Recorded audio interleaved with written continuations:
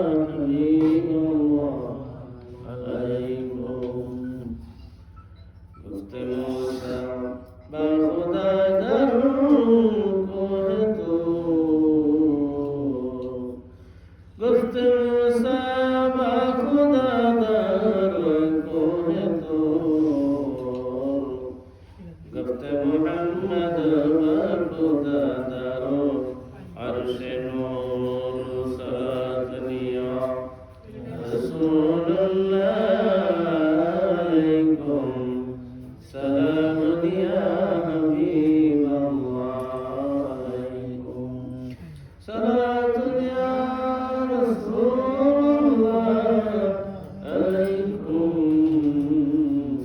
सलाम या हबीब अल्लाह अलैकुम बलगना बिकमलिही कशफत दुनिया बिजमालिही हसनत जमीउ मसालिही सल्लु अलैहि आलिही बलगना बिकमलिही कशफत दुनिया बिजमालिही हसनत जमीउ मसालिही सल्लु अलैहि आलिही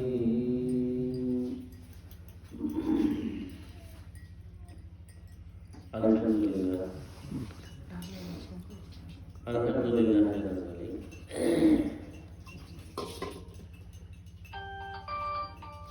समस्त प्रशंसा स्तुति महिमा गुरु उच्चता पवित्रता पराक्रम सुबहान अल्लाहके জন্য যিনি সমস্ত জাহানের মালিক যে মহান আল্লাহ আকাশ পৃথিবী গ্রহ নক্ষত্র রাষ্ট্র পৃথিবী অবকরণ দুজন যাবতীয় সৃষ্টি বস্তু সৃষ্টি করেছেন সেই পাক জাতের জন্যই আদি এবং অন্তের সকল প্রশংসা আলহামদুলিল্লাহ আর সর্বশ্রেষ্ঠ দরুদ বর্ষিত হোক তার প্যারা হাবিবি ইমামুল মুরসালিন রাহমাতুল লিল আলামিন শাফিউল মুজনিবিন নবী মুহাম্মদ রাসূলুল্লাহ সাল্লাল্লাহু আলাইহি ওয়াসাল্লামের প্রতি তৎসহ নবী আলাইহিস সালাম ও কারামিন ফেরেশতাগণ তামাম সাহাবায়ে কেরাম সমস্ত ওলি আউলিয়া নওয়াজকুত আল্লাহ পাকের প্রিয় বান্দাবান্দিগণ এই দুনিয়া থেকে চলে গেছেন তাদের সকলের প্রতি আল্লাহ পাকের অশেষ রহমত ও বরকত ও ইসলামের ধারা কিয়ামত পর্যন্ত বর্ষিত হতে থাকে সবাই বলে আল্লাহুম্মা আমিন আল্লাহুম্মা আমিন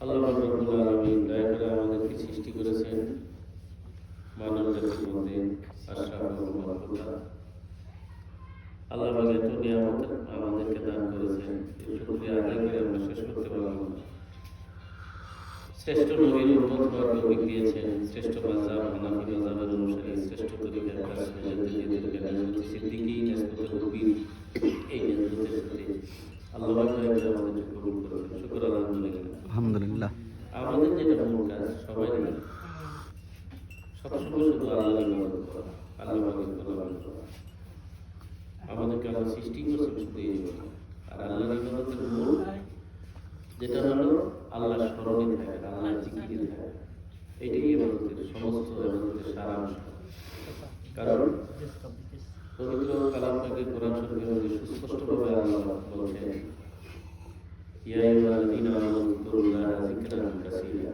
হে বান্দাগণ আল্লাহর স্মরণ করো জিকির করো বেশি বেশি বেশি মানে সব সময় মুফাসসিরিন কেরাম যেটা বলছেন সব সময় প্রতি মুহূর্ত আরো অনেক আয়াত আছে যেখানে বলা হয় ইয়া আইয়ুহাল্লাযীনা আমানু লা তুযিগু আমওয়ালাকুম ওয়া আওলাদাকুম বিযিকরিল্লাহ ওয়া ইয়াফআল যালিকা ফাউলাইকা হুমুল খাসিরুন আর বিরতিহীনভাবে সার্বক্ষণিক আল্লাহর স্মরণে কিভাবে থাকতে পারবো এটা যে বিদ্যা যে এলেম এটা শিক্ষা করা ফরজ আইন ফরজ সবার জন্য কারণ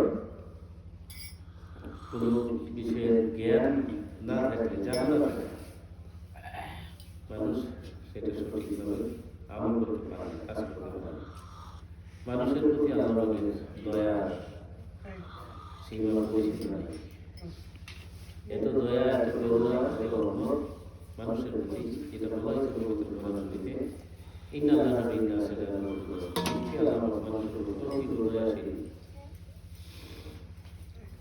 আল্লাহ পাকের দয়ার এই সীমা পরিসীমা আল্লাহ দিয়ে রাখছেন কিন্তু আমরা জ্ঞানের সংকীর্ণতা কোনো ক্ষেত্রে গোয়াইনামি আছে একগুয়েমি উগ্র হওয়া ভুল আকিদা তারপরে কোরআন হাদিসের নামে বিভিন্ন রকমের বিভ্রান্তি মদ আকিদা তারপরে ওলামায়ে সু পীর নামধারী ভণ্ড যারা তারা মানুষদেরকে হেদায়েতের নামে ভণ্ডামির দিকে ভ্রষ্টতার দিকে নিয়ে যায় তারা মানুষের মহাশত্রু শয়তান সমস্ত ওয়াজের মূল যে যতই ওয়াজ করুক যত যায় মানুষকে যে যতই নসিহত করুক মূল নসিহত এক নম্বর যে আমাদের যে আল্লাহ কলব দিয়েছেন এই কলবটা শুদ্ধ করতে হবে, আর কলবের যদি মহাশত্রু শয়তান থাকে তাকে দূর করতে হবে। যতক্ষণ পর্যন্ত মানুষ শয়তানের তাসির থেকে, শয়তানের আক্রমণ থেকে মুক্ত না হবে, তার বাহ্যিক যতই এলাকা থাকুক, পৃথিবীর যতই যোগ্যতা থাকুক, এগুলি তাকে রক্ষা করতে পারবে না। সে খাঁটিভাবে ঈমানের পথে থাকতেও পারবে না। এই ওয়াজটা হলো মূল শয়তান থেকে মানুষ কিভাবে বাঁচবে। শয়তান গোপন শত্রু, অদৃশ্য তাকে দেখা যায়, সে আর বসবাস অন্তরে কালবে, এই কথাগুলো হাদিসে রয়েছে। আবার গুনাহ পাপ এটা নাপাক জিনিস, এটাও দেখা যায়। প্রকাশ্যভাবে গুনাহ যে করে এটা দেখা যায়, কিন্তু গুনার যে হকিকত, এটার যে ময়লা, এটার যে নাপাকি, এটা দেখা যায়। মানুষ মিথ্যা কথা বলে বা চুরি করে বা বিভিন্ন রকমের যে গুনার কাজ করে, নামাজ না পড়ে সুদ খায়, ঘুষ খায়, প্রতারণা করে, ঠকায়, গীবত করে, অহংকার করে, হিংসা করে, সমস্তই গুনাহ। এই গুনাহ নাপাক, অপবিত্র, নাজাসা। এই অপবিত্র, এটা গোপন ময়লা, এটা কালবের উপরে পড়ে।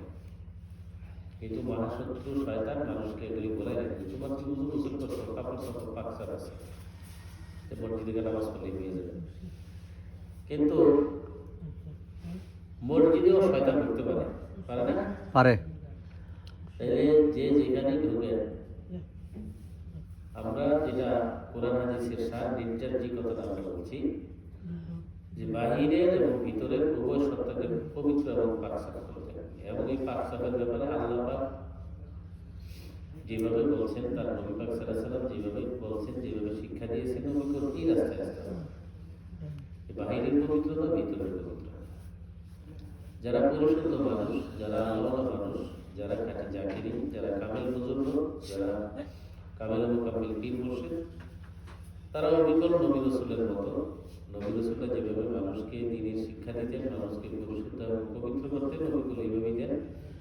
এর বিনিময়ে মানুষের কাছে তারা কিছু চান না। এটা তাদের একটা মূল এবং না চাওয়ার কারণে এটা প্রমাণিত হয়, তারা দুনিয়ার রূপ, লালসা, হিংসা, বৃত্তি, সেগুলি থেকে তারা মুক্ত। এটা অনেক বড় একটা গুণ শিখতে।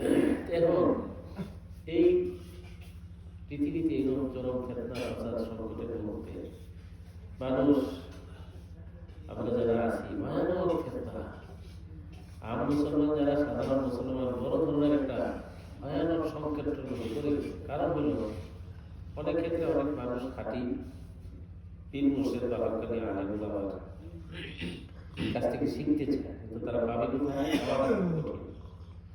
কঠিন হলেও সন্ধান করতে হবে। আর দুনিয়া যেহেতু আল্লাহ পাক রাখছেন, তাইলে খাঁটি হক্কানি আলেম ওলামা, পীর মাশায়েখ যারা, তারাও থাকে, তাদেরকে খুঁজে বের করতে হবে।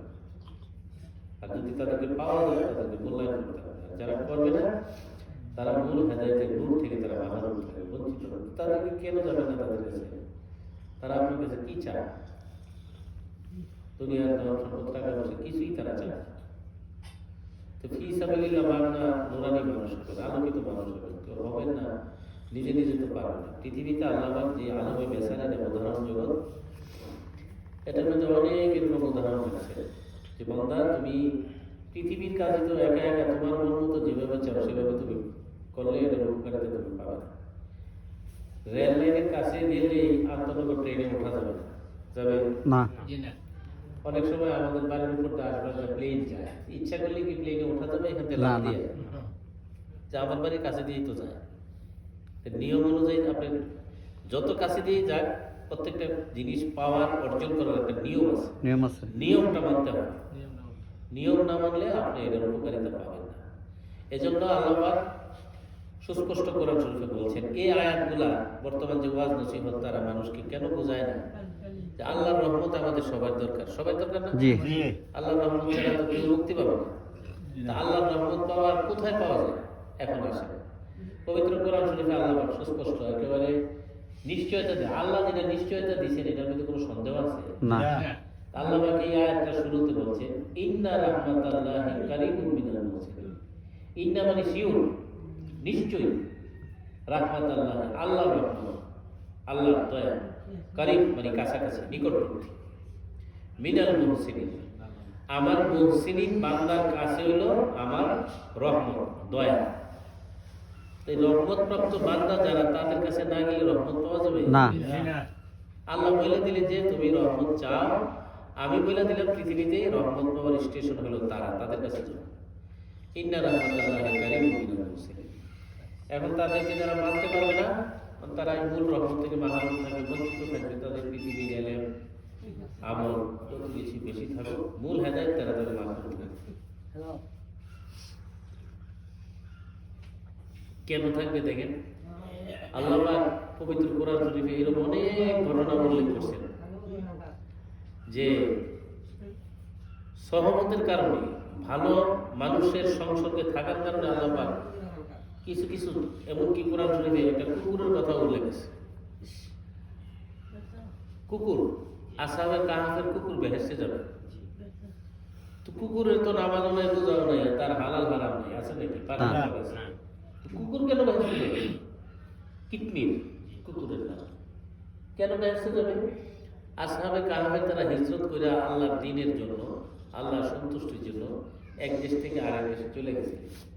এই কুকুরটা তাদেরকে মহব্বত করে, ভালোবেসে, তাদের অনুসরণ করে সেও এই দেশ থেকে তাদের সাথে সাথে চলে গেছে। তাইলে আল্লাহওয়ালা ব্যক্তিদের এই কোরআন শরীফের ঘটনাটা তো এমনি এমনি আসছে না। পৃথিবীতে কিয়ামত পর্যন্ত মানুষ যাতে বুঝে, যারা আল্লাহর প্রিয়, তাদেরকে ভালোবাসে, মহব্বত করলে কুকুরও বেহেশতে যেতে পারে, সে যাবে। তো মানুষ আশরাফুল মাখলুকাত হয়ে, কিন্তু আশরাফুল মাখলুকাত হয়ে মানুষ তো বড় অসহায় পৃথিবীতে। কারণ হইল আমাদের মূল অভিভাবক মুহাম্মদুর রাসূলুল্লাহ সাল্লাল্লাহু আলাইহি ওয়াসাল্লাম। তিনি আমরা যারা আখির নবীর উম্মত, তিনি আমাদের জীবনের চেয়েও প্রিয় মুমিন। এটা অনেকেই বুঝে না। এই আন-নাবিয়্যু আওলা বিল মুমিনিনা মিন আনফুসিহিম, নবী মুমিনের চেয়ে আরো বেশি নিকট। এবং সূরা তাওবার শেষ আয়াতের মধ্যে আছে রউফ এবং রহিম, লাকাদ জাআকুম রাসূলুম মিন আনফুসিকুম আযীজুন আলাইহি মা আনিতুম হারিসুন আলাইকুম বিল মুমিনিনা রউফুর রহিম। এটা ব্যাখ্যা বিশ্লেষণ করলে বহু সময় লাগবে যে রউফ এবং রহিম তিনি আমাদের যাতে হেদায়েত আমরা পাই, এই নূরের দিকে যাতে আমরা আসি, এই জন্য তিনি সবসময় লালায়িত, আল্লাহর কাছে তিনি চান। এবং এত রউফ এবং রহিম তিনি যে হাসরের ময়দানে যেখানে সমস্ত নবীরা পেরেশান হবে, নাফসি নাফসি বলবে, আমাদের নবী আল্লাহ পাকের হাবিব তিনি বলবেন ইয়া রাব্বি হাবলি উম্মতি, তিনি আমাদের সবচেয়ে আপন। যেমন যাদের বুঝে আসে না তাদের কথা ভিন্ন, আর যারা বুঝেন যে নবীজির চেয়ে আপন কেউ নেই, তিনিই পেরেশান।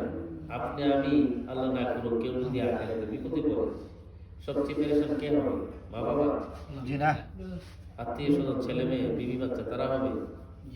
তো সেই নবীকে যারা ভুলে থাকে, নবীর আদর্শকে, তারা তো সাংঘাতিক বেকুব, ভয়ানক রকমের বিভ্রান্তির মধ্যে তারা আছে। এই বিভ্রান্তি থেকে দূর করার জন্য আল্লাহ পাক দয়া করে যুগে যুগে এই খাঁটি নবী রাসূলকে রাখবেন। এটা সৃষ্টির সূচনা থেকে এই নিয়ম যে মানুষের যে তাসির, মানুষের যে রক্ত, এটার যে প্রবাহমান যে ধারা, এই মানুষ বেশিরভাগ অন্যায়ের দিকে ধাবিত হয়, জেনে শুনে, বুঝেই যায়। পবিত্র কোরআন শরীফে সূরা বাকারার প্রথম দিকে বলা হয়েছে ইউদিল্লু বিহি কাসীরান ওয়া ইয়াহদি বিহি কাসীরা। বাংলা অর্থ হলো, আল্লাহ পাক বলেন এই পবিত্র কোরআন পড়ে বহু লোক গুমরাহ হবে, গুমরাহ বেশি হবে, পয়রা কোরআন শরীফ পয়রা গুমরাহ হবে বেশি। কাজেই গুমরাহ বেশি হবে আর হেদায়েত তো পাবে কিছু। তো গুমরাহ কথা আগে বলছিলাম, এই কারণে বেদাতি গুমরাহী দল বেশি হবে। আপনারা জানেন না, এই হাদিস আপনারা শুনে থাকবেন, বনি ইসরাইল সম্প্রদায়, বনি ইসরাইল বংশ ৭২ দলে বিভক্ত হয়েছিল। মুসা আলাইহিস সালামের কওম, উম্মতে মুহাম্মদ সাল্লাল্লাহু আলাইহি সাল্লাম কয়টা হবে? একটা বেশি হবে। কয়টা হবে? ৭৩টা। একটা হবে জান্নাত, কুল্লুহুম ফিন্নার ইল্লা ওয়াহিদ। এই রাজাতপ্রাপ্ত দল যেটা নবীজি সেটা বলতে মা আলাইহি ওয়াসাল্লাম। এই জন্য খালি পবিত্র কোরআন, আল্লাহর হাদিস খালি বাহ্যিক জবান দিয়ে পড়লে, মস্তিষ্ক দিয়ে অর্জন করলেই হেদায়েত পাবে, বিষয়টা তা না। হেদায়েতের নূর লাগবে, আলো লাগবে। একটা ঘর আপনি যত সুন্দর করে বানান আর সাজান, যত দামি জিনিস লাগে, এই ঘরটা চলাফেরা করার জন্য লাইট লাগবে না? আলো লাগবে না? রাত্রেবেলা অন্ধকারে যত আপনি দামি টাইলস লাগান আর কার্পেট বসান, যত কিছুই করেন, অন্ধকারের মধ্যে বসবাস করা যাবে? একটা মানুষ যতই তার যোগ্যতা থাকুক, এলেম কালাম, দেখতে সুন্দর, বংশ ভালো, তার লেবাস পোশাক টুপি দাঁড়িয়ে যতই সুন্দর হোক, এই সৌন্দর্যের সাথে তার ভিতরের সৌন্দর্য না থাকলে তো কোনো মূল্য নেই। পৃথিবীর মানুষ মূল্যায়ন করে, কিন্তু মহান আল্লাহ যিনি সমস্ত জাহানের মালিক, তার কাছে কিন্তু ওই ব্যক্তির কোনো মূল্য নাই। আল্লাহ পাক শুধুমাত্র বাহ্যিক আকার আকৃতি এগুলোর দিকে তাকান। এটা হাদিস, সহিহ হাদিস আছে, নবীজি বলেছেন, ইন্নাল্লাহা লা ইয়ানজুরু সুওয়ারাকুম ওয়ালাকিন ইয়ানজুরু ইলা আমওয়ালিকুম ওয়া ইলা কুলুবিকুম। যে আল্লাহ পাক শুধু তোমাদের বাহ্যিক আকার আকৃতি এগুলোর দিকে তাকান না, তাকান তোমাদের আমল এবং অন্তরের দিকে। তাহলে অন্তরের পরিশুদ্ধতা এটা পর্যায়। কারণ হলো অন্তর যার ভালো না, তার কোনো আমল ভালো না, এমনকি তার ইমানও সে ভালো লাগতে পারে না। কারণ ইমান রাখার জায়গা মূলত কোনটা? আমাদের দেহের মধ্যে যে এত আমাদের অঙ্গ প্রত্যঙ্গ, তো ইমান তো সবচেয়ে দামি, সবচেয়ে মূল্যবান জিনিস হলো ইমান। এই সবচেয়ে দামি জিনিসটা আমরা কোথায় রাখবো? কলবে। অন্তর মধ্যে রাখবো, কালবে। তো কল যদি পবিত্র না হয়, তাহলে ইমানটা পবিত্র থাকবে না। এই যে মনে করেন যত ভালো চা আমরা এটা বানাই, এটা অনেক যত দামি, এটার মধ্যে যদি আগে থেকে এখানে সামান্য পরিমাণ নাপাকি থাকে, এটা পান করার যোগ্য হবে না। না, এটা ভালো থাকবে? আর ভালো থাকবে এই যারা বুঝে আর কি যে ইমান সবচেয়ে দামি, আর আমার কলবে যদি গুনার ময়লা থাকে, আমার কলবে যদি শয়তান থাকে, আমার কলবে যদি অহংকার থাকে, হিংসা থাকে, যে আমার ইমানটা তো শুদ্ধ থাকবে না, ভেজাল হয়ে যাবে। আর ভেজাল হওয়ার কারণে কি হয়? যে মানুষ নামাজ পড়ে ইবাদত করে আল্লাহর নৈকট্য অর্জন করতে চায়, করতে পারে না। কারণ আল্লাহর সাথে সম্পর্ক ঠোঁট দিয়া হবে না, চোখ দিয়া, মাথা দিয়া, হাত দিয়া হবে না। আল্লাহর সাথে বান্দার সাথে সম্পর্ক কি দিয়া হবে? কলব দিয়া, অন্তর দিয়া। তো অন্তর নুরানি আলোকিত না হইলে তো আল্লাহর সাথে বান্দার যোগাযোগ সম্ভব? এজন্য সমস্ত নবী রাসূলরা মানুষকে যে কাজটা করতেন, যে শরীয়তের বাহ্যিক আহকাম মাসলা মাসাইল যেমন শিক্ষা দিতেন, সাথে সাথে মানুষের পরিশুদ্ধতা অর্জন করে দিতেন, অন্তরকে নুরানি এবং আলোকিত করে দিতেন। তো নবী রাসূল তো আল্লাহ নবীর খাস মানুষ, তাদের সহবত তাওয়াজ্জুর বিশেষ পাওয়ার। যেমন আমাদের নবী মুহাম্মদ রাসূলুল্লাহ সাল্লাল্লাহু আলাইহি ওয়াসাল্লামের সহবত, তার তাওয়াজ্জু, তার যে পাওয়ার, কোনো ব্যক্তি নবীর আমলায়, নবীজির জামানায় সরাসরি যিনি নবীজির কাছে বায়াত হয়ে মুসলমান হয়েছেন, একবার খালি সাক্ষাৎ পেয়েছেন, তিনি সাহাবা। সাক্ষাৎ হওয়ার পরে ঈমানের উপরে তিনি দুনিয়া থেকে চলে গেছেন। একবারের নবীর সাক্ষাতে নবীজির তাওয়াজ্জুর যে এত বড় পাওয়ার, এই একটা তাওয়াজ্জুর বরকতে ওই ব্যক্তির কলব এবং নফস চিরদিনের জন্য কি কলব সালিম হয়ে গেছে, আর নফস মুতমাইন হয়ে গেছে। এত পাওয়ারফুল হয়েছে যে নবীর জমানার পরে পৃথিবীতে যত বড় আলেম, ওলামা, পীর, মাশায়েখ, গাউস, কুতুব, মুজাদ্দিদ যত যেই আসবে, সাহাবা কেরামদের মর্যাদার ধারে কাছে কেউ যেতে পারবে না। এটা হলো আহলে সুন্নাত ওয়াল জামাতের আকীদা।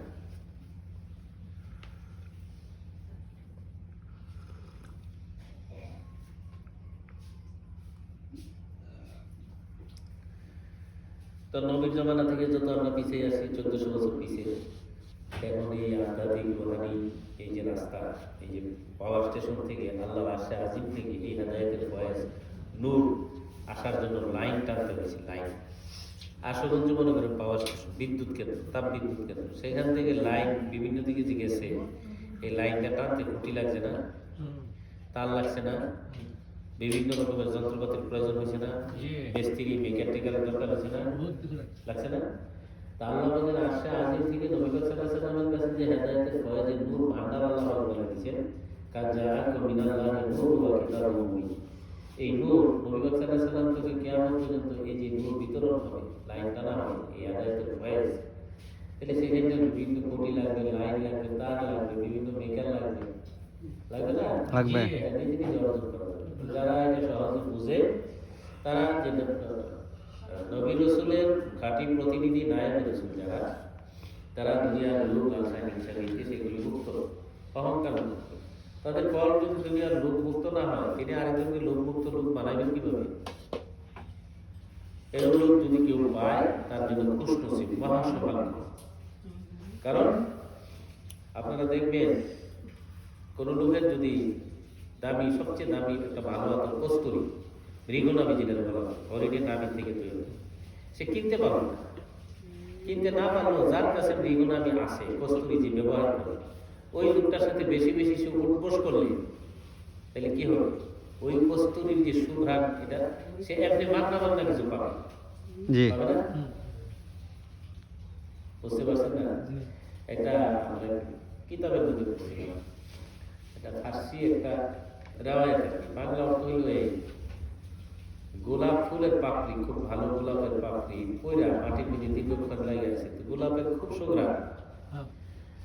হ্যাঁ, এই সুঘ্রাণ দীর্ঘ সময় মাটির সাথে লাগিয়ে থাকার কারণে ওই মাটির ভিতরেও কিছু ঘ্রাণের তাসির আছে পয়দা হয়েছে, তৈরি হয়েছে।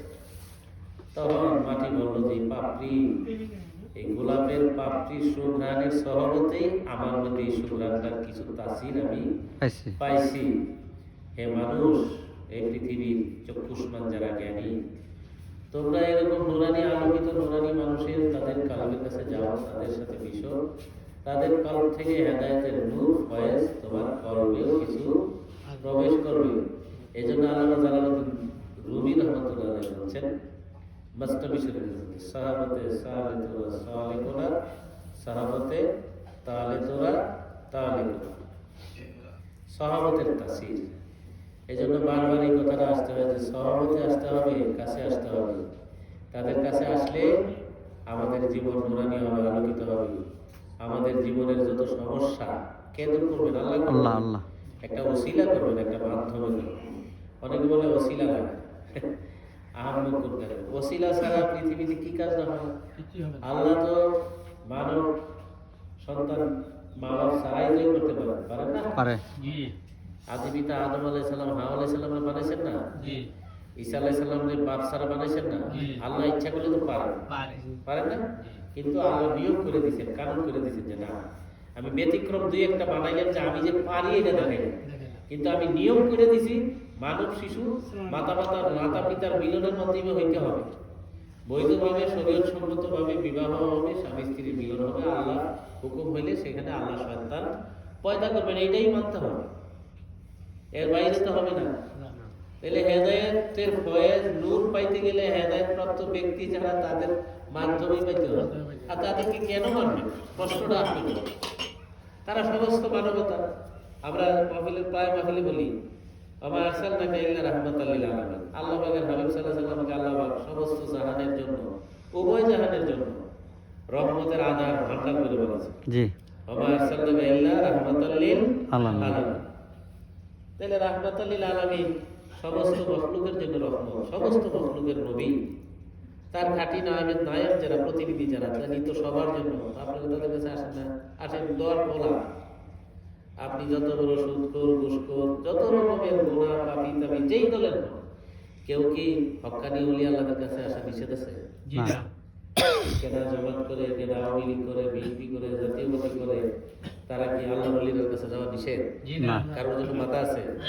তো সবার জন্য দরজা খোলা না? তো যারা না আসেন, এটা আপনাদের ব্যাপার, না আসলে বঞ্চিত থাকবেন, মাহরুম থাকবেন। লা ইকরাহা ফিদ্দিন, দিন ধর্মে কোনো জোর জবরদস্তি আছে? চরম সত্য কথা দেখবেন যে আমাদের নবী আল্লাহ পাকের হাবিব দীর্ঘ 10 বছর চেষ্টা করার পরেও ওনার জন্মভূমি মক্কাতে মাত্র অল্প কজন মুসলমান আছে। সত্য কথা নাই না? ওনার আপন চাচাই তো শুনে নাই। আবু তালেব, আবু জাহেল নবীদের আপন চাচা, একেবারে সাক্ষাৎ আপন চাচা। ঠিক আছে, যার নসিবে নাই তাদেরকে দূর করে দেওয়া যায় না। কিন্তু যারা আমরা বুঝি, যারা এই তরিকা গ্রহণ করছেন, আপনারা অবহেলা করতেছেন, অনেকেই অলসতা করতেছেন। এই অলসতাটা দয়া করে ত্যাগ করেন। মুজাদ্দিদ আল-ফিসানি রাহমাতুল্লাহ বক্তব্য ছিল মাহফিল, অনেক জায়গায় উনি বলছেন, খরগোশের মতো আর কতকাল নিদ্রিত থাকিবে? আরে সংসারের দোহাই দিয়ে কতদিন দূরে থাকবেন? এই রুহানি নেসবত মজবুত না হলে কবরে কি নিয়ে যাবেন বলেন? মৃত্যু যে আসবে আমাদের আপনার সবার, মৃত্যু আসবে। কোরআন শরীফে আয়াতে বলা হয়েছে, ওয়াজা সাকরাতুল মাউত বিল হক, মৃত্যু কষ্ট সহ, যন্ত্রণা সহ আসবে। সেখানে নিতে আসবে, এখানে রহমতের ফেরেশতা আসবে, শয়তানের বাহিনীও তো আসবে, জানেন না এটা? মৃত্যুর সময় তো কঠিন সময়। তা আপনি ওই সময় শয়তানের বাহিনীকে পরাজিত করার জন্য আধ্যাত্মিক শক্তি লাগবে না? আপনি একা একা পারবেন না? আরে ঘুষ থাকা অবস্থায় আমরা অনেকেই সুস্থ আছি, শক্তি আছে শরীরের মধ্যে। হুঁশ থাকা অবস্থায় দেখেন যে আপনি রাগ কন্ট্রোল করতে পারেন, আছে না এরকম? আপনি দুনিয়ার লোভ সামলাইতে পারতেছেন, আছে না এরকম? আপনার যখন হুঁশ আছে, কই শয়তানের লোক আপনি পারলেন না যেটা প্রমাণ হইতেছে না। যখন দেখা যায় যে আপনি রাগ কন্ট্রোল করতে পারেন না, লোভ সামলাইতে পারেন না, তারপরে কি জানে কয় হিংসা বন্ধ করতে পারেন না, অহংকার বন্ধ করতে পারেন না, দেখা যায় যে টাকা পয়সা আল্লাহ রাস্তায় খরচ করতে পারেন না, গরিব দুঃখীকে দান করতে পারেন না, তাইলে কি আপনার কল্প সুস্থ আছে? অসুস্থ। তার মৃত্যু সময় তো কঠিন সময়। তাইলে হুঁশ থাকতে যারা বুদ্ধিমান, যারা জ্ঞানী, তারা অবশ্যই এটা আগে মজবুত করবে যে না, মৃত্যুর সময় আমি একা, আমার বউ, আমার ছেলে মেয়ে, আমার আপনজন, চাচা, ভাই আমার কাছে বসে থাকলে লাভ হবে কি? তখন তো সে আমার জোর করে ইমানটা দিতে পারবে না। পারবে? আপনার আধ্যাত্মিক শক্তি, নূর পাওয়ার বেশি না থাকলে, আর আপনি যখন আধ্যাত্মিক পাওয়ার বেশি থাকবে, আপনার যখন কল্প নুরানি হবে, আলোকিত হবে, আল্লাহর তরফ থেকে আপনার কল্পের মধ্যে এলকা হবে, আপনি বুঝতে পারবেন। অনেক আল্লাহ ব্যক্তিরা টের পায় তার যাওয়ার সময়, সে আগে থেকে প্রস্তুতি নেয়। এরকম বহু ঘটনা আছে। আমার নানা এলাকায়, আমার আব্দুল লতিফ দারোগা, আমার মা থেকে শুনছি আমার নানার যদি মৃত্যু হবে, উনি ঘরের ভিতরে ছিলেন, ঘরের সামনে নাকি একটা গর্ত ছিল, লাইট বাইট করতে অসুবিধা নেই, বলছে যে আমাকে ঘর থেকে বের করো, সুস্থ বাইর করে বলছে যে আমাকে গোসল করো। এই সত্য ঘটনা। আমাদের নানা গেলে যারা মুরব্বীরা আছে জিজ্ঞাসা করে আমাকে ঘর থেকে বের করো, আমাকে গোসল করো। গোসল টোসল করাইয়া অনেকে শোয়াইছে উত্তর দক্ষিণ করে, অল্প সময় পরে উনি মোরাকাবার হালতে ঘুমাই গেছে দুনিয়া থেকে বিদায়। এরকম বহু ঘটনা আছে। এরকম আল্লাহ আমার চাষা ওই দক্ষিণ বেলা কিচ্ছা না আমাকে জিজ্ঞেস করে দেখি জালাল কাজে ইন্তেকাল করছে। এই দুপুর বেলায় জোহরের নামাজের পরে যেমন ওনার বড় ভাবি জায়গায় লাগাই দিয়েছে, মাপসাপ চাইছে, বলছে যে আমি তো মনে করি আমি মনে যাব না, বাঁচতাম না। আমার এক চাষি বলছে বাবার ভাই যাব, কামাল বুকা না, তুমি আজকে যাই, আজকে তুমি যাই আমার বাড়ি যাবে। ওনার বেরো ছেলেরা বলছে কি আজকে বাদলে যাই, দেখি কি ওনার মনটা সাই দিচ্ছে, কথা কথা বলতেছে, উনি সুস্থ। হ্যাঁ, বাস্তব তো তাই হয়েছে। ছেলে বাজারে গেছে, একটু পরে তো উনি বেহুশ হয়ে দুনিয়া থেকে বিদায় হয়ে গেছে। এরকম বহু ঘটনা আছে। ইমাম গাজ্জালী রহমতুল্লাহ আমাদের তরিকার উদ্যোস্তন অনেক বড় আল্লাহর ওলি। উনি যখন দুনিয়া থেকে, উনি অনেক বড় আল্লাহর ওলি। ইমাম গাজ্জালী রহমতুল্লাহ, ওনার লিখিত অনেক কিতাব আছে, যারা লেখাপড়া জানেন পড়বেন। কিমিয়ায়ে সাআদাত, ইয়াহিয়া উলুমুদ্দিন, মিনহাজুল আবিদিন, এরকম অনেক কিতাব আছে। উনি এই নকশবন্দি সিলসিলার উদ্যোস্তন। ওনার পীর হইল হযরত আবু আলী ফারমিদি রহমতুল্লাহ, ইমাম গাজ্জালীর পীর হল এই নকশবন্দি সিলসিলা। উনি সুস্থ, যেদিন চলে যাবেন দূরে থেকে, গোসল টোসল কইরা, কাপড়ের কাপড় কইরা, লম্বা হয়ে শুয়া বলতেছেন যে প্রভুর হুকুম শ্রীধর্য, আমার আল্লাহ, আমার প্রভুর হুকুম শ্রীধর্য, আমাকে চলে যেতে হবে। গোসল টোসল কইরা পাক সাফ হয়ে কাপড়ের কাপড় কাছে লম্বা হয়ে শুয়া বললেন যে আমার প্রভুর হুকুম শ্রীধর্য, আমাকে চলে যেতে হবে। তাহলে আমরা কি এরকম মৃত্যুরা চাই না আল্লাহর কাছে? চাইলো তো মনে প্রাণে চাইতে হলে আমার কলবের নাপাকি দূর করতে হবে না? নাপাক কলবলে মন্দ করে ভালোবাসা মনেতে রেখো না, আঙ্গুর ফল কখনো জাম গাছে ধরবে না। আমল করতেছি মন্দ আর আশা করতেছি বড়, এটা কি বুদ্ধিমানের কাজ? চরম বোকামি। আমার কলবের মধ্যে পাওয়ার দরকার, নূর দরকার, যাতে মহাশত্রু শয়তান আমার থেকে বহু দূরে থাকে। কারণ সেই তো আমার মূল দুশ্মন। আমরা অনেকে মনে করি মানুষ মানুষের দুশ্মন, ভাই ভাইয়ের দুশ্মন, এগুলি লাগাই কে? শয়তান। এইটা বুঝতে হবে আসল মাসলা। আসলটা হলো শয়তান। সে বিভিন্ন জনের সহায়ক হয়, বেশিরভাগ ক্ষেত্রে মহিলাদের উপরে হয়, হইয়া সংসারে বিভিন্ন রকমের শৃঙ্খলা অশান্তি লাগাইয়া বিভিন্ন রকমের ফাসাদ তৈরি করে। এটা যে শয়তান থেকে বাঁচতে হবে, শয়তান থেকে বাঁচতে হলে জিকির ছাড়া কোনো রাস্তা নেই। লিকুন বিষয় সিকালাতুন কুলুবে যিকরুল্লাহ। তো কাজেই এইটা যাতে মজবুত হয়, এই রুহানি নিসবত, এই জন্য আমরা এই 1000 বছরের যে মুজাদ্দেদ আল হাসানী রাহমাতুল্লাহ আলাইহি মক্তবাত শরীফ থেকে আমরা মাহফিল করি। আজকে আমরা এই মক্তবাত শরীফের প্রথম দ্বিতীয় ভাগ থেকে একটা বক্তব্য পড়ব। 155 নম্বর বক্তব্যের শেষ অংশ, তার 156 নম্বর বক্তব্য। খোদার প্রণয় ভিন্ন যাহাই হোক না কেন কান্তিময়, বৃষ্টি বুঝন হইল অতএব পালন ফলন জানতে হবে। খোদার প্রণয়, প্রণয় মানে প্রেম, ভালোবাসা। আল্লাহর ভালোবাসা ছাড়া যতই শান্তিময় জিনিস হোক মিষ্টি ভোজন হইলেও তাই পরাণ খনন যেত। মিষ্টি ভোজনও যদি হয়, রসগোল্লাও যদি হয়, হোক পায়েস বা রসমালাই, যত রকমের ভালোই খাবারটা হোক, পরাণ খনন মানে জান কি খতম, আত্মাকে ধ্বংস করে দেয়।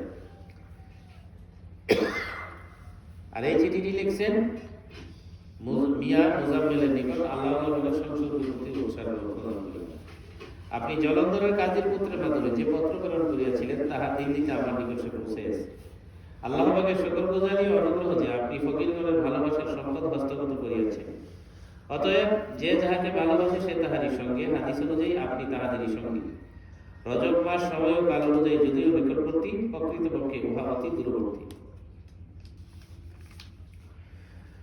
দুস্তের বিচ্ছেদ নহে ক্ষুদ্র কদাচন, অতি সূক্ষ্ম বালুকণা সহে না নয়ন। দুস্তের বিচ্ছেদ নহে ক্ষুদ্র কদাচন, দুস্থ যে যাহাকে ভালোবাসা অন্তর দিয়ে গভীর ভাবে, আশেক মাসুকের যে খেলা,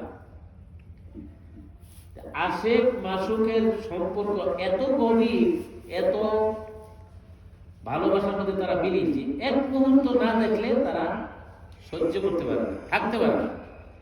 যদি পবিত্রতম ভালোবাসা হয়, বিশুদ্ধ ভালোবাসা হয়, ভালোবাসার রেসটা এরকম। এটার উদাহরণ এরকম বুঝাইলেন যে আমাদের নয়ন বা চক্ষু একটা অঙ্গ, এটা যদি ছোট্ট একটা ভালো না সহ্য হয়নি, ভালো লাগেনি, ভালো তো সহ্য হয় না, সহ্য হয় কসকসে না, অশান্তি লাগে না, সামান্য একটা ইফল আকারে সামান্য ক্ষুদ্র একটা বালুকা নাই নয়ন সহ্য করতে পারে না। আল্লাহর বিচ্ছেদ, আল্লাহকে ভুলে থাকা মুহূর্ত মাত্র, এটা কোনো হক্কানি আল্লাহর ওলির জন্য এক মুহূর্ত এটা সহ্য হয়। আল্লাহ পাকের সাথে তাদের সাথে একটা গভীর মহব্বতের ভালোবাসার একটা সম্পর্ক আছে, প্রণয় আছে। এটা পাওয়ারফুল হওয়ার জন্য তাদের কাছেই যেতে হবে।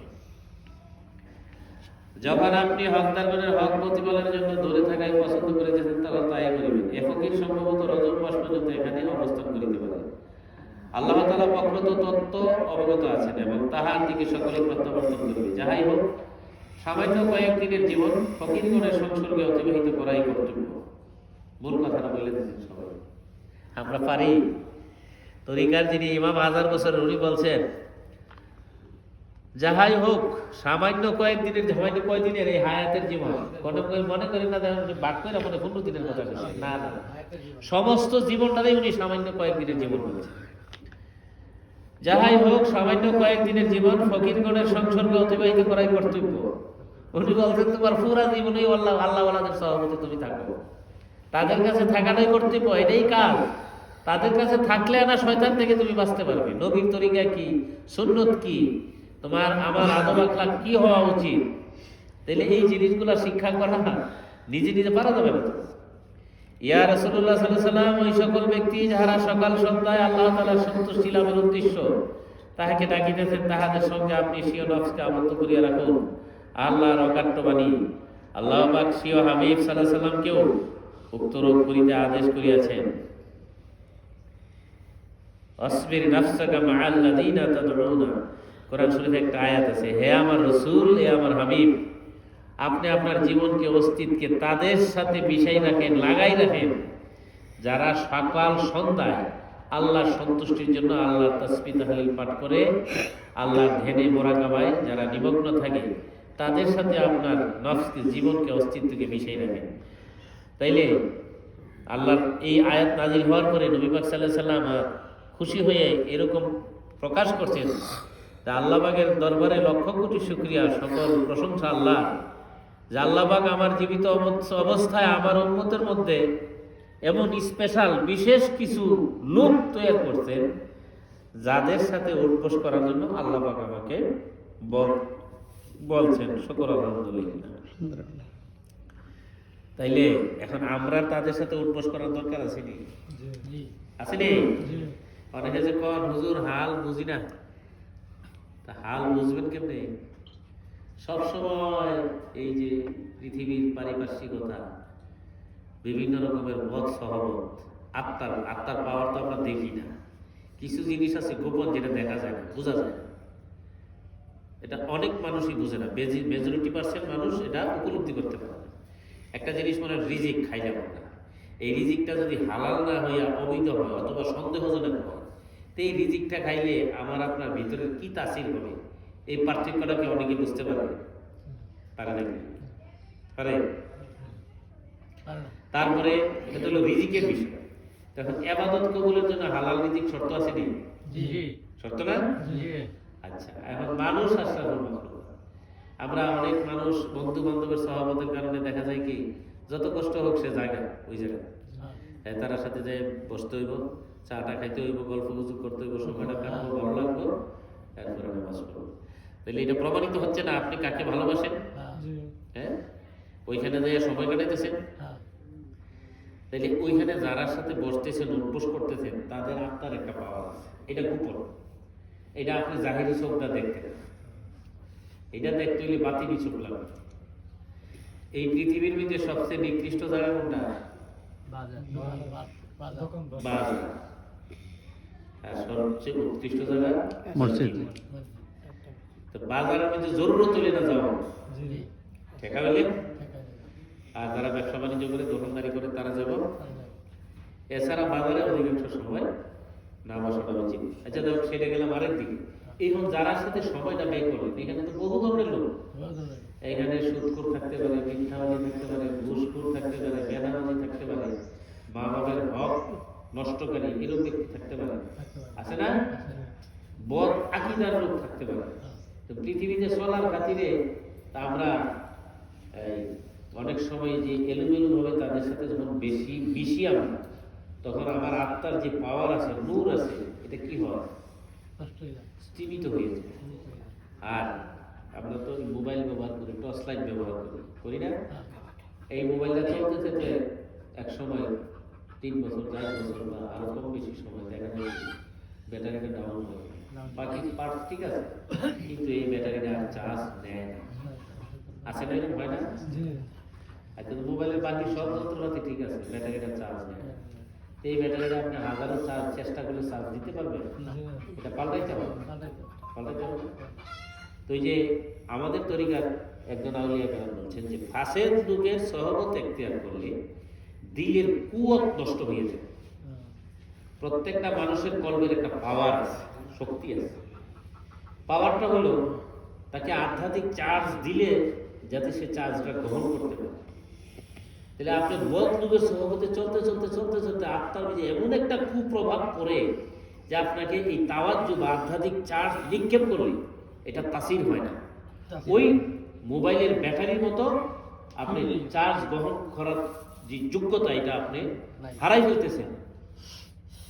এই কোরআন শরীফে আয়াত আছে, আল্লাহ পাক বলবেন কিয়ামতের দিন ওই বান্দা ফুলানান খালিলা, তখন সে আফসোসকে হায় হায় হায় হায়, পৃথিবীতে যদি আমি অমুকের পুত্র অমুকের বন্ধু হিসাবে গ্রহণ না করতাম, তো এটা আমার ধ্বংস করলো।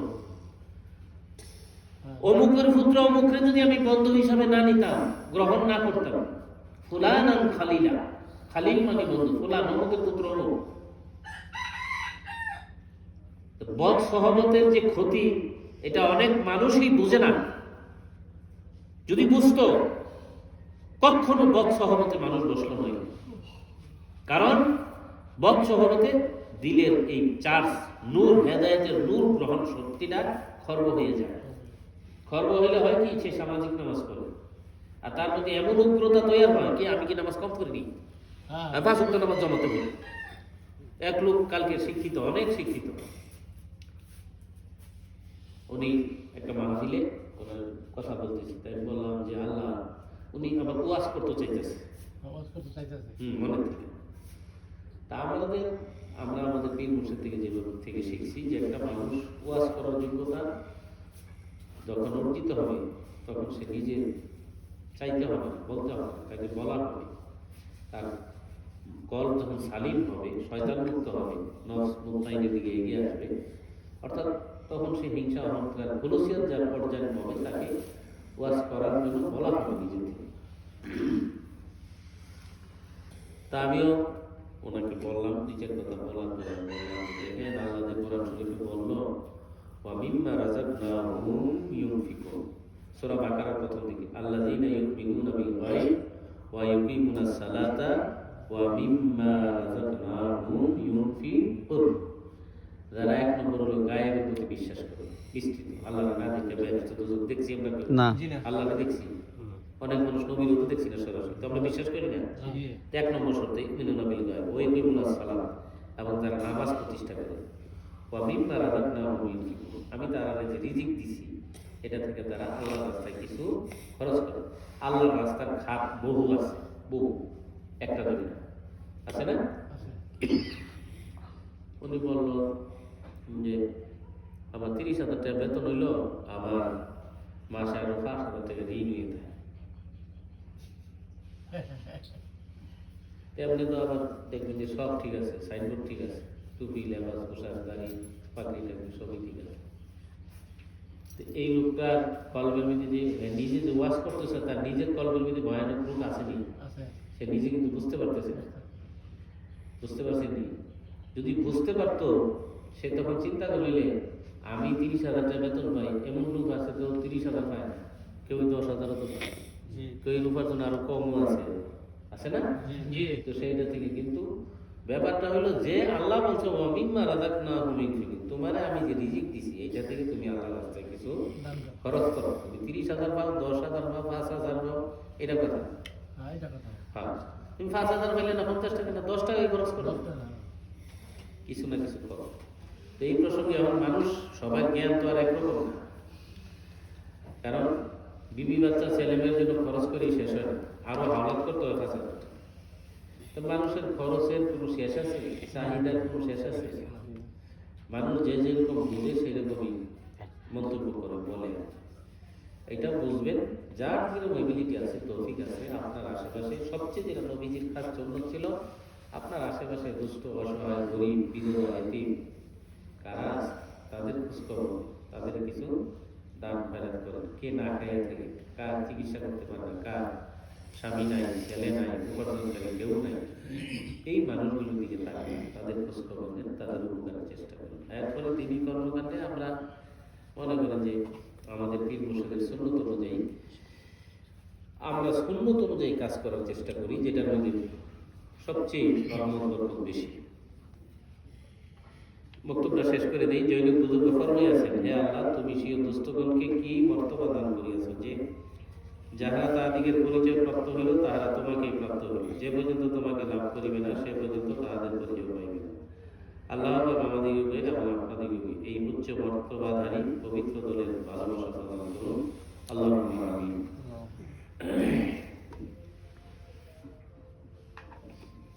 অল্প তুষ্টে যে সন্তুষ্ট, ওই ব্যক্তির অন্তর সাগরের গভীরতার চেয়ে আরো বেশি। পৃথিবীর মানুষ তাকে না চিনি, না বুঝলো, অসুবিধা কি? যার যেটা আছে সেটা নেই সন্তুষ্ট থাকা, আল্লাহর শুকর গুজারি করা, এরকম বান্দার সংখ্যা খুব কম। যে এই জন্য কোরআন শরীফে বলা হয়েছে ওয়াকালিলাম মিন ইবাদিয়াশ শাকুর। আপনি কৃষিকাজ করেন, গাড়ি চালান, বা আপনি শিক্ষকতা করেন, ডাক্তারি করেন, বা যে কোনো হালাল পেশা পৃথিবীতে যেটাই করেন, আল্লাহ আপনাকে এর মাধ্যমে যে রিজিক দেয় এটার উপরে আপনি আল্লাহর উপরে 100 বার সন্তুষ্ট থাকতে হবে। বুঝতে পারছেন? কারণ আমরা নিয়ম হলো আমার চেয়ে যে নিচের পজিশনে আছে তার দিকে আমি তাকাবো। হয়তো আল্লাহ আমাকে বা কাউকে অবলম্বনে রাখছেন, কিন্তু দেখবেন আপনি সুস্থ আছেন, আপনি নামাজ পড়তে পারেন, আপনি রুকু সাজদা করতে পারেন, আপনি খাওয়া দাওয়া করতে পারেন। পৃথিবীতে এমন মানুষ আছে যাদের হাজার কোটি টাকা আছে কিন্তু সে খাইতে পারে না, তার খানা নিচ্ছে, সে রুকু সাজদা নামাজ করতে পারে না, আছে না? তাহলে এই নিয়ামতগুলা আল্লাহ দিয়ে রাখছেন। আর ওয়াইন্দাহু মাফাতিহুল গায়ব লা ইয়ালামুহা ইল্লা হুয়া। অদৃশ্যের রহস্য, অদৃশ্যের চাবিকাঠি, পুঁজি, গায়েবের রহস্য কার কাছে? তোমার কাছে। তাহলে কার ভাগ্যে কি লেখা আছে? আল্লাহ পাক আমাকে, আমি যদি আল্লাহর খাঁটি বান্দাবান্দি হই, আল্লাহ পাক আমাকে যেই হালতে রাখছেন এর উপরে শুকর করবেন। আপনি পুরুষ হন আর মহিলা, ভালো করে খেয়াল করবে, শুনবেন, না বলবেন না। মহিলাদের শরীরে দেখা যায় বিভিন্ন ক্ষেত্রে নাশকর মতো কথা বলে, এগুলি করবেন না। কারণ আপনি আমি জানি না কার ভাগ্যে কি আছে, এবং আল্লাহ আমাকে আপনাকে যেই হালতে রাখছে এটাই তো আল্লাহ পছন্দ করতেছেন, এটা বুঝেন না কেন? আমাকে আপনাকে পৃথিবীতে দিতে ফালানোর কারণ কোনো ক্ষমতা আছে? মূল ক্ষমতা কার কাছে? আল্লাহ। মক্কার কাফেররা নবীজিরে মাইলাইতে বের দিছিল না, মারের মধ্যে বের দিয়েছিল না, জি চতুর সেটা ঘেরাও করে দিয়েছিল, তো ঘেরাও করেছিল না যে শেষ মোহাম্মদ আর পলাইতে পারবে না, পলাইতেই পারবে না, পালাইতে পারবে না, শেষ নজরবন্দি করে দিয়েছে। আল্লাহ বাঁচাইছেন না, জি তারা সামনেতে বাড়ি গেছে না, বালি নিক্ষেপ করে তারা দেখছে আর ফলাইছে কি করে বেশি 50 মিটার ফলাইছে, তা কাছে দিতেই ফলাইছে, কাছে দিতেই ফলাইছে, কই বিছেরা বাইক করতেছে। ওই সমানার সবচেয়ে যিনি আপনার ওই যে পশুর পায়ের চিহ্ন গবেষণা করে যে রাস্তা আবিষ্কার করা, ওই জমানার শ্রেষ্ঠ এরকম এই বিশারদ ব্যক্তিকে ডাইকা আছে। সে গবেষণা করতে করতে আবু বকর সিদ্দিক নবীজি উট সহ যেই রাস্তা হাইটা গেছে ওই সৌর গুহার কাছাকাছি গিয়ে পড়ছে, এবং ওই ব্যক্তি 100 ভাগ শিওর দিয়া বলছে যে চক্ষু বিশারদ যে পানের গবেষণাকে, হ্যাঁ বলছে যে তোমার শিকারী নিশ্চয়ই এই গুহার ভিতরে আছে। সে নিশ্চয়তা বলছে, সে দেহে এইখানে যাওয়ার পরে এই চিহ্ন আর কোনো দিকে গেছে না, এইখানে সে লাস্ট। আল্লাহ কি করল? আল্লাহ নাকি রক্ষা করবেন, হেফাজত করবেন।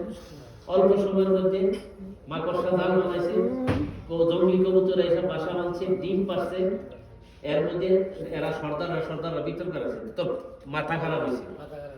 এই মাকড়সার জাল বাইঙ্গা এইখানে মানুষ গেলে এই জাল ভাঙা দল নিলে আর থাকলে ডিম পাবে কিন্তু পারবে না, কখনো এটার ভিতরে তখন আবু বকর সিদ্দিক রাদিয়াল্লাহু আনহু এই গুহার থেকে দেখতেছে তারা খাওয়ার এই নলা দেখা যায় কাছাকাছি একবারে। উনি বলেন ইয়া রাসূলুল্লাহ, আমরা ধরা পড়ে গেলাম, নবীজি বিরোধিতা কোনো ভয় নেই। বললেন আবু বকর লা তাহজান ইন্নাল্লাহা মা'ানা, আবু বকর ডরাইবেন না, ভয় করবেন না, নিশ্চয়ই আল্লাহ আমাদের সাথে আছে, সঙ্গে আছেন, তিনি রক্ষা করবেন। সেই নবীর উম্মতরা আমরা এরকম দৃঢ় খাঁটি বিশ্বাস আল্লাহ যাদেরকে দান করে তারা সৌভাগ্যবান না। তাহলে কেন দুঃখ কষ্ট, কেন অজুহাত, কারো প্রতি অজুহাত? তাকদীরের রহস্য যদি কেউ বুঝে যে আল্লাহ আমার উপরে, আল্লাহ আমাকে যেভাবে রাখবে সন্তুষ্ট, আমি আমার আল্লাহর উপরে সন্তুষ্ট, শুকর আলহামদুলিল্লাহ, আলহামদুলিল্লাহ। এই অবস্থাটা একটা পর্যায়ে আসে, কর্মের মধ্যে আল্লাহ জিকির করতে করতে করতে করতে কর্মের খারাপ হয়ে যাবে। কর্ম হলো এমন জিনিস যেটা খালি থাকে না, মাটি যেমন খালি থাকে না, পৃথিবীতে আসার পর বিভিন্ন পারিপার্শ্বিকতা, বিভিন্ন মৎস্যবধ এই থাইকা আমাদের কর্মের মূল দৃষ্টিকোণ যে মূল ছিল সেটা নষ্ট করে দিয়েছে শয়তান। তাইলে তো অনেকদিন সাধারণত মজবুত ভাবে বসে গেছে না, তাহলে ওটাই তৈরি পাওয়ার শক্তি লাগে। যত কঠিন দাগ তত বেশি সমাধান লাগে, তত বেশি পাওয়ারফুল সারফেক্সের লাগেনি। তাইলে এই কলবের কঠিন গুনার কালো দাগ ওটাই দিয়ে পাওয়ারফুল হক্কানি গুণ আল্লাহ রইলেন, যারা তাওয়াজ্জুদ বরকতেছে, এবং তার হাত, তার যে বায়াতের রুচু, এটাকে আমি মজবুত ভাবে ধরতে হবে। হাতের ধরা না, মনের ধরা। হাতে তো ধরছি সুন্নত হিসাবে, কিন্তু আসল ধরাটা হলো আমার মনের যে মজবুতি, যেটা আমি দৃঢ়তার সাথে এই বায়াতের রুজুকে মজবুত ভাবে ধরলাম। তাইলে মহাশত্রু আমাকে কাবু করতে পারবে না। ওয়াতাসিমু বিহাবলিল্লাহি জামিয়্যান ওয়া লা তাফাররাকু। তাইলে আসেন যারা বায়াত হয়েছি, আমরা মজবুত ভাবে এই বায়াতের রুজুকে ধারণ করি, আর যেভাবে নিয়ম দেওয়া আছে সর্বক্ষণ আল্লাহ স্মরণ, কালমে জিকির করি, আল্লাহ জিকির, ইসমে জাতের জিকির, আর বিভিন্ন মুরাকাবা, ফজিলতুল মাগরিবের পরে আসর থেকে মাগরিব পর্যন্ত আমল করতে হবে। ঘনিষ্ঠ যোগাযোগ খুব জরুরি। আজকে যে বক্তব্যটা তরিকার ইমাম বলছেন যে অল্প কয়েকদিনের জীবন ফকিরদের সংসর্গে থাকায় তারা মাসে একদিনও রাখতারি না, কেউ মাসে মাহিলা এলে যায় গিয়া কিভাবে চিকিৎসাটা হবে, চিকিৎসাটা কেমনে হবে বলেন? চিকিৎসা হওয়ার জন্য ডাক্তারের সময় দিতে হবে না, সময় দিতে হবে না। রোগটা তো কঠিন, গুনার ময়লার আস্তরণ করে গেছে, আছে নফসানিয়া, বিভিন্ন রকমের সংঘর্ষ। এই প্রেমের আল্লাহর মজলিস, প্রেমের মজলিস যারা মহাসৌভাগ্যবান, তারা এই দরবার ছেড়ে যেতে চায়। জানি আমার কিছু লাগে না, খালি শান্তি আর শান্তি। এখানে আল্লাহ আকবার। আল্লাহ ওলি যারা, আল্লাহ বন্ধু যারা, এই পৃথিবীতে যারা খাঁটি জাকিরিন, তাদের মজলিস এত নুরানি এবং এত আলোকিত, ওই যারা ফয়েজ নিয়ামতে ভরপুর, তাদের দরবারে রিজিক যেটাই হোক, এটা মধ্যে আল্লাহ অসংখ্য খায়ের বরকত নিয়ামত দিয়ে দেন। এজন্য মুজাদ্দিদ আল-হাসানী রাহমাতুল্লাহ এক বক্তব্যে ওনার একজন সালেহ প্রথমে বলছেন যে তুমি অল্প সময়ের জন্য সহবতে আসছিলে, তুমি তো অবস্থান করো, তারা চলে গেছে। তো ফায়দা আদান প্রদানের জন্য, ফায়দা মানে আধ্যাত্মিক তাওয়াজ্জুহ, নূর, এটা বিতরণ করার জন্য কিছু সময় অবস্থান করতে হবে। কারণ মাহফিলের ভিড়ের সময় ওনার তো অসংখ্য পরিবেশ ছিল যে এই অল্প সময়ের মধ্যে খাস ভাবে তোমাকে তাওয়াজ্জুহ দেওয়া, তোমার কর্মের কামনাকে দূর করে একটা আলোকিত মানুষ তৈরি করা কঠিন। তুমি কিছু সময় অবস্থান করতে, তখন ফায়দা আদান প্রদানের রাস্তাটা উন্মুক্ত হবে। আমরাও যারা মনে করেন মাহফিলে আসি বা মাহফিল ছাড়া, যার যখন সুযোগ হয়, মাহফিল ছাড়াও আসতে পারে, যার যখন সুযোগ হয় আমরা যেখানে থাকি সবাইকে দাওয়াত থাকি, সহজে আসবে, কিচ্ছু লাগবে না। কারণ আমাদের মধ্যে আমরা আমাদের পীর মুর্শিদ থেকে যেভাবে আমরা শিখছি, যেখানে পীর মুর্শিদের ওলি আল্লাহদের দরবারে আসার জন্য আপনার হাদিয়া, তোহফা, নজরানা এগুলি কোনো জরুরি বিষয় না, মুস্তাহাব। কারণ সামর্থ্য থাকলে আনতেও পারে, নাও আনতে পারে। আল্লাহ ওলি যারা, বন্ধু যারা, তারা এগুলির দিকে তাকান না, তাকান না। তিনি এগুলির দিকে তাকালে মানুষের কলমের কান্নাই করতে পারবে না।